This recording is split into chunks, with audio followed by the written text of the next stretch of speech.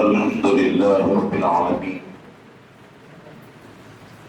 والصلاة والسلام على أشرف الأنبياء والمرسلين وعلى آله وأصحابه أجمعين الأكرمين. أما بعد، فأعوذ بالله من الشيطان الرجيم. بسم الله الرحمن الرحيم. إن الله وملائكته يصلون على النبي يا أيها الذين آمنوا صلوا عليه وسلموا تسليما. اللهم صل على سيدنا مولانا محمد وعلى آل سيدنا مولانا محمد أفضل صلواتك وعدد معلوماتك وبارك وسلم. بسم الله الرحمن الرحيم. الرحمن علم القرآن خلق الإنسان علمه البيان. صدق الله العلي العظيم وصدق رسوله النبي الأمين الكريم، ونحن على ذلك لمن الشاهدين والشاكرين، والحمد لله رب العالمين. قابل احترام نگران جلسہ حضرت مولانا حافظ قاری پیر طریقت سید شاہ کریم اللہ صاحب اللہ قادری متصل اللہ علیہ، بانی و ناظم مدرسہ انوار العلوم محبوبیہ، طاقت عثمان حضرت مولانا الحاج محمد انوار احمد صاحب اللہ، مراقب الاختبارات، controller of Jamia Nizamia examination, قابل احترام پیر طریقت حضرت مولانا سید سیف اللہ صاحب امیری نوری سجاد نشین خانقاہ امیریہ نوریہ، حضرت مولانا یوسف علی اظہر صاحب، مولانا طارق صاحب، مولانا انعام اللہ صاحب، اور حضرت مولانا ڈاکٹر سراج الدین صاحب، حضرت مولانا منظور احمد صاحب، قابل احترام طاقت عثمان حضرت مولانا محمد امتیاز احمد صاحب، منتظم جامعہ نظامیہ. بہرحال عزیزان گرامی، یہاں اللہ کے کرم سے اس کے حبیب پاک صلی اللہ علیہ وسلم کے صدقے و دفعے مولانا کے حکم پر، آپ کی محبت اور اس علاقے پر آپ کے وہ بے پناہ خدمات ہم سب کو بار بار آپ کے درمیان میں لا کر کھڑا کرتے ہیں، اور ان میں سے یہ فقیر بھی آپ کے پاس مدرسے کے جلسے کے عنوان سے ہو یا اور کسی موقع پر بار بار حاضری کا موقع ملتا ہے. بہرحال یہ وقت بہت کم ہوتا ہے، جس کی وجہ سے اس میں کوئی تفصیلی گفتگو آپ سے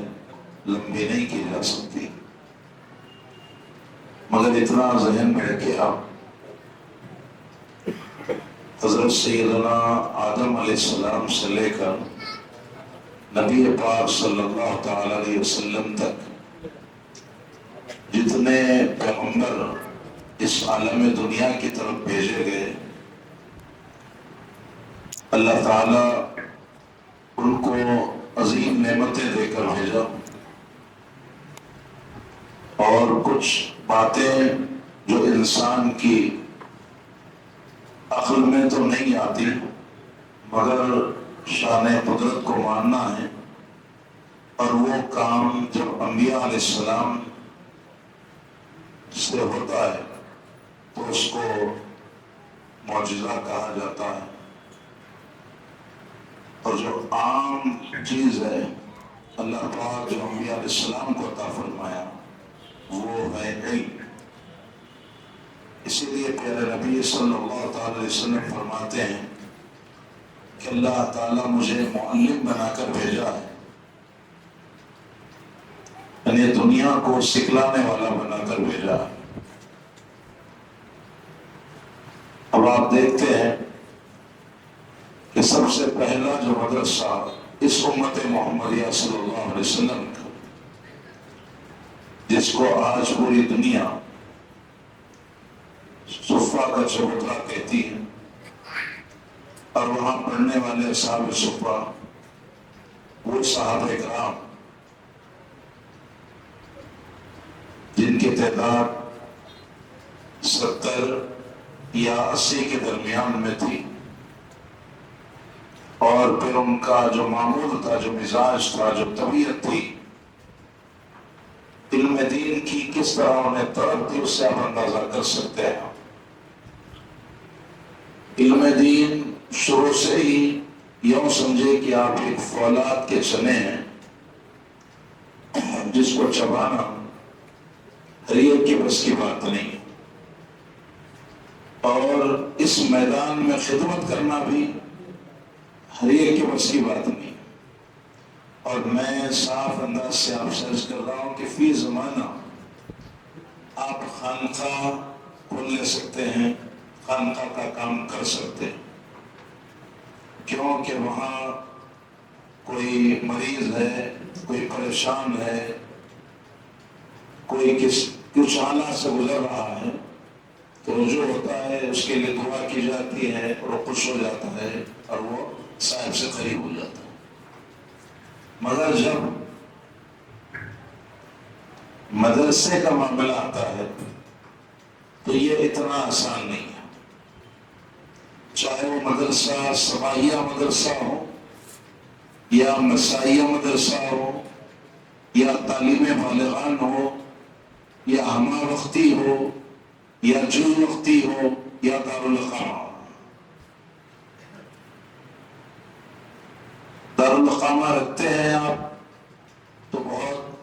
بڑے بڑے انتظامات آپ کو کرنا پڑتا ہے۔ اب خود آپ غور کر رہے ہیں، الحمدللہ مدرسہ 4 سال سے خدمت کر رہا ہے، غالباً اس سے پہلے سے خدمت کر رہا ہے، اور یہ 4تھا جلسہ یہ سالانہ ہے دارالعلوم میں ہوگیا کا، جس کے سنگ بنیاد پہ بھی ہم حاضر ہوئے تھے، اور ایک عالیشان اس کی عمارت ہوگی انشاءاللہ تعالی۔ اور میں نے اس وقت بھی آپ سے عرض کیا تھا کہ حضرت شیخ الاسلام بانی جامعہ امام محمد انوار اللہ فرقی رحمۃ اللہ علیہ فضیل جنگ فرماتے ہیں کہ دین کا کام آسان کس طرح ہوتا ہے، اس کو کس طرح سے آسانی کے ساتھ نمٹا جا سکتا ہے، اس کے لیے 3-4 افراد کا اجرا ہونا ضروری ہے۔ سب سے پہلے اہل علم میں سے، یعنی عالم ہو یا پیر طریقت ہو، علم جاننے والا ہو۔ دوسرا وہ شخص جو اپنی فراست، اپنی عقل، دانشمندی کا بہترین مظاہرہ کرتا ہو، اچھی رائے رکھتا ہو۔ تیسرا وہ شخص جو اہل ثروت میں سے مالدار ہے۔ یہ چوتھا وہ شخص جو حکومت جس وقت ہوتی ہے اس وقت حکومت کے ساتھ ایک اپنا اثر و رسوخ رکھتا ہو، کیونکہ ہر کام میں یہ 4 افراد کا اجرا ہونا کام کی کامیابی کی علامت ہے۔ اگر حکومتی سطح پر کوئی دشواری آتی ہے تو اس کو وہ شخص حل کرتا ہے، اور اگر مال کی ضرورت ہوتی ہے تو مالدار اپنا مال خرچ کرتے ہیں، اور اگر اچھی رائے کی ضرورت ہو تو صاحب الرائے جو شخص ہے وہ بہترین رائے سے اس کو پروان چڑھاتا ہے، اور جب اہل علم ہو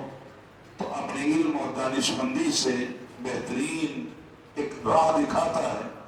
جس کے ذریعے سے آدمی اپنی منزل پر پہنچ جاتا ہے۔ تو حضرت شیخ الاسلام بانی جامع جامعہ علیہ رحمۃ رضوان کا یہ فرمان کوئی معمولی فرمان نہیں ہے، کوئی معمولی بات نہیں ہے۔ جب آپ غور کریں گے تو یہ ترقی، یہ شان شوکت کیسے معلوم ہوگی؟ تو پتہ چلتا ہے کہ کسی نے پیسہ خرچ کیا، کسی نے اپنا وقت خرچ کیا، کسی نے بہترین رائے دی، اور کسی کوئی اقتدار اعلیٰ کے ساتھ اپنا تعاون پیش کیا۔ تو عزیزان گرامی، تو مدارس کا کام،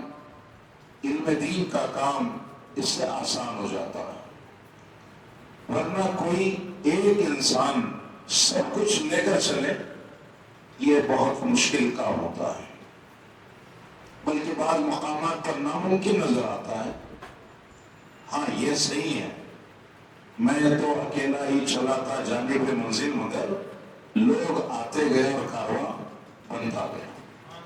ایک آواز دینے والا ضرور ہوتا ہے، اب اس کی آواز پر لبیک بولتے ہوئے سب لوگ چلنے لگتے ہیں۔ تو میں سمجھا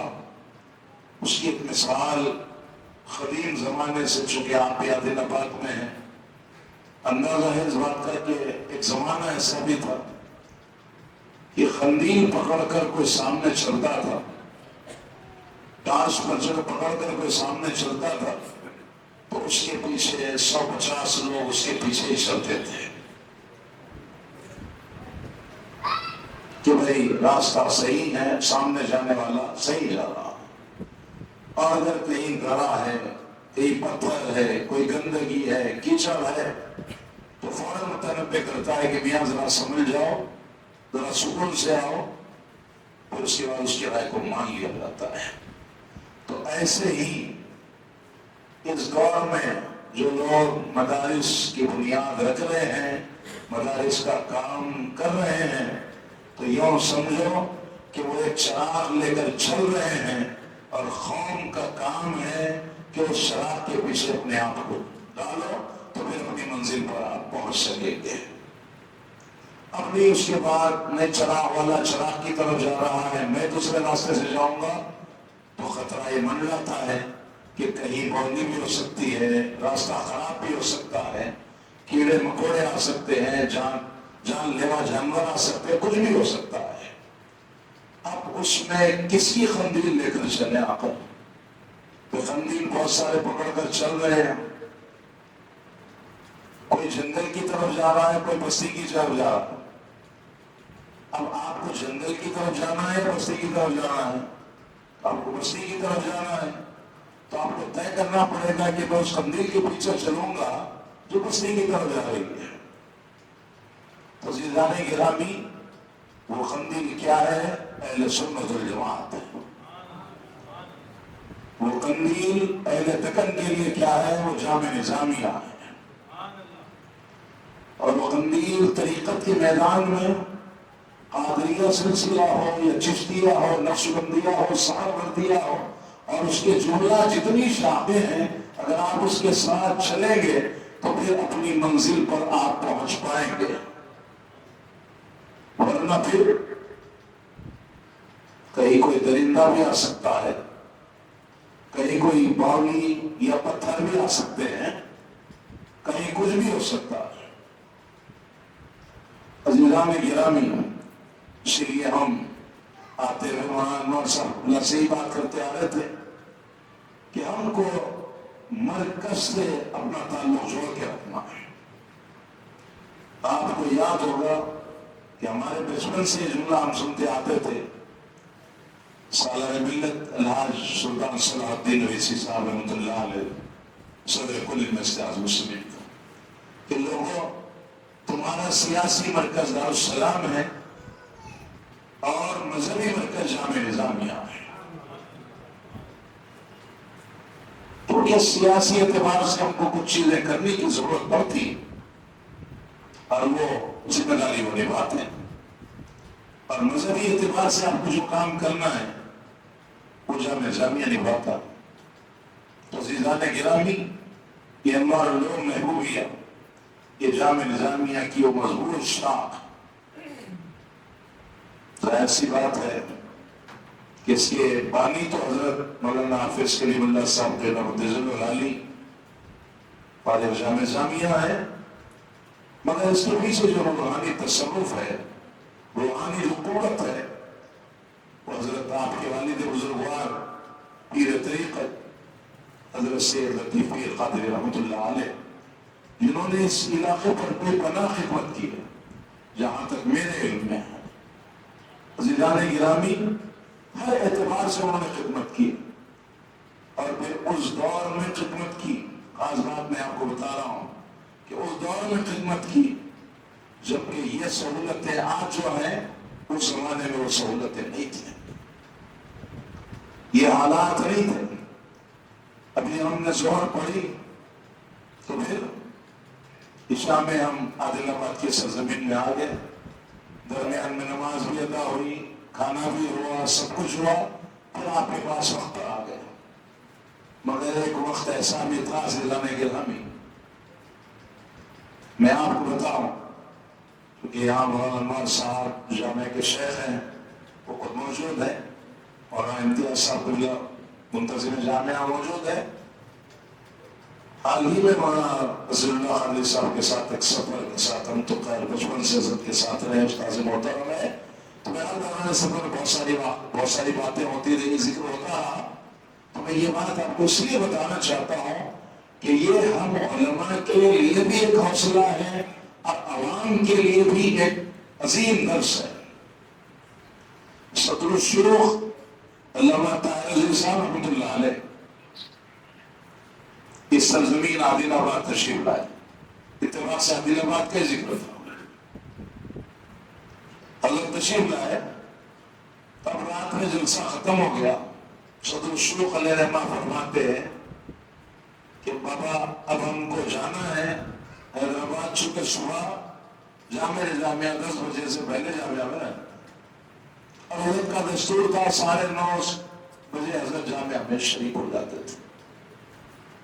چاہے وہ حضرت فجر تک جاگے، فجر کے بعد جاگے، کچھ بھی ہو، پھر دن میں کبھی محسوس بھی نہیں ہوتا تھا۔